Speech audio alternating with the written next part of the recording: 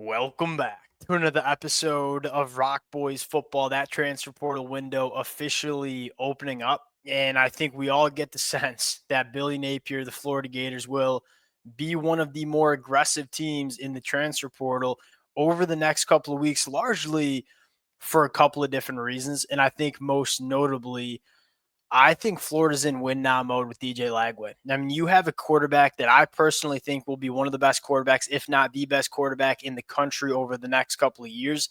This is an opportunity for Florida to really take that next step under Billy Napier. I think just as importantly, when you have a guy like DJ Lagway, people are going to want to flock to play for him, specifically on the offensive side of the football. And not only a ton of buzz, a ton of momentum for this Florida program that we just saw get reflected on the recruiting trail. I think Florida's uniquely situated really well to get aggressive in the portal. There's a lot of other programs that have quarterback concerns and offensive line concerns. That kind of takes up most of their time, energy, and resources when they're going to the transfer portal. I would argue that Florida set at both of those positions. Now, definitely at the quarterback spot with DJ Lagway. But even when you look on the offensive line, you lose a guy like Crenshaw Dixon. I think Austin Barber's kind of that name we're all looking at and saying, what's he going to decide to do? He's got one more year to come back if he wants. A lot of young talent kind of coming through the pipeline. Maybe Florida's going to add one tackle that we're going to talk about. Outside of that, I really do feel pretty dang good about where this offensive line is and what it can be in 2025, which is a stark contrast from last year. I mean, 12 months ago when we were having this conversation, it was as many offensive linemen as you can bring in, that's who we got to go and get. And so I think Florida's in a really good spot to get aggressive as well. Fired up to get into this. Before we do, and as always, just want to say thank you to you guys, to the Florida Gator fans. Y'all know how much fun I've had talking about this program on the recruiting trail and on the football field the last couple of weeks. The amount of support y'all have shown has been amazing. Appreciate you guys. If y'all do enjoy the content, consider subscribing to the channel. Let it fly in the comment section. Without further ado, I think it is project build around DJ Lagway. You want to make sure he has all the pieces to maximize what this kid can be as a quarterback. Now, you look at DJ Lagway and say, well, what does he do best? Push the ball down the field. I mean, he might have the best deep ball across the country as a true freshman last year. This kid pushing the ball down the field, it doesn't get much better. Got to give him wide receivers that can go make plays down the field. Guys like Badger, guys like DK moving on. You look at Florida and the kind of wide receivers they have coming back or they've added on the high school recruiting trail, guys like Eugene Wilson, Tank Hawkins, Vernell Brown, I think will play early for Florida as a true freshman. Smaller, kind of really good wide receivers. Let's make no mistake about that. But smaller guys that probably operate at their best in the slot. You want to go get DJ some big-bodied, boundary wide receivers that can work vertically down the field. It doesn't get better than Dane Key. We talked about Dane Key 2 weeks ago before he even hit the portal as a potential name that would hit. I look at Dane Key and say that this is he goes for well over 1,000 yards in this offense if he stays healthy and if DJ Lagway stays healthy. That to me could be one of the most dangerous quarterback wide receiver combinations that you see. Extremely productive for all three of his first years at Kentucky, dealing with dreadful quarterback play at times. I think this would fit like a glove in terms of what Florida is looking for. His physicality, body control, and ball tracking ability is next level vertically down the field. That's what you want when you have a quarterback like DJ Lagway. Here's another name that I think would be really interesting as well as Nick Anderson. Now, Nick Anderson's a little bit more one-dimensional than Dane Key, and there's less of a sample size of him being very good, right? Didn't play much as a freshman. Breakout year as a sophomore, second year at Oklahoma. Caught for over 720 yards, averaged over 21 yards per catch. Excels working vertically down the field. You see on the screen, 6'4", 220. Was hurt all of 2024, so didn't really play. Now, you look at Nick Anderson. I personally prefer Dane Key because I think Dane Key's a little bit more of a well-rounded wide receiver that can do more than just work vertically down the field. As of right now, Nick Anderson is kind of a little bit more of a one-dimensional wide receiver. And that's tough to say because we didn't really see year 3 of him with the injury, so he might be a little bit more of a well-rounded wide receiver, and we just don't know. Make no mistake about it, another big body wide receiver on the outside that works vertically down the field. Here's my last one that I think would be extremely interesting. And What's interesting about this one, Caleb Bowden, I'm sure many Florida fans who follow the recruiting trail recognize this name. Florida went after him in the 2024 class. Didn't play much at Alabama. Well, he played a lot as a true freshman. Played in all 12 games, had 13 targets, caught 7 of them. Just didn't get as involved as I think he expected himself to be involved as a true freshman. I think that had a lot to do with the emergence of Ryan Williams. And he also made that transition. I think a lot of people thought he was going to be a tight end when he got to college. Sticks at wide receiver. The high school film for Caleb Bowden is absolutely incredible. And he's 6'5", he's 225 pounds. The physicality at the catch point is next level stuff. What intrigues me the most here is, you got like DJ Lagway, Caleb Bowden, both going to be second-year players. Like the potential for them to develop together over the next couple of years. That, I think Nick Anderson and Dane Key are more, 2025 ready. Caleb Bowden, we just don't know because we didn't see him that much. Could be really good, arguably one of the most talented pass catchers that we see in the country. This one would excite me as well. Now, moving to the tight end position, I think this is a position that I think Florida will look to address as well. There's 2 names I want to talk about. One, Tanner Kozoil from Ball State.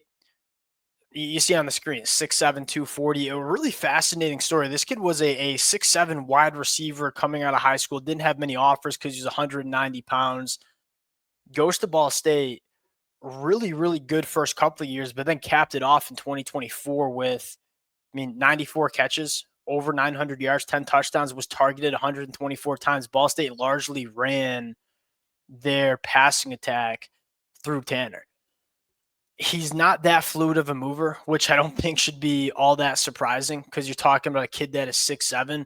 He's got a massive catch radius. He's going to be a red zone target. And I think most importantly, like just a safety blanket for still a young quarterback in DJ Lagway. Not that DJ Lagway needs safety blankets, but these are always good pass catchers to have when you have a young quarterback. Like a big body. You don't have to be perfect when you throw him the football because his catch radius is massive. And there's going to be a little bit of a matchup nightmare in the red zone.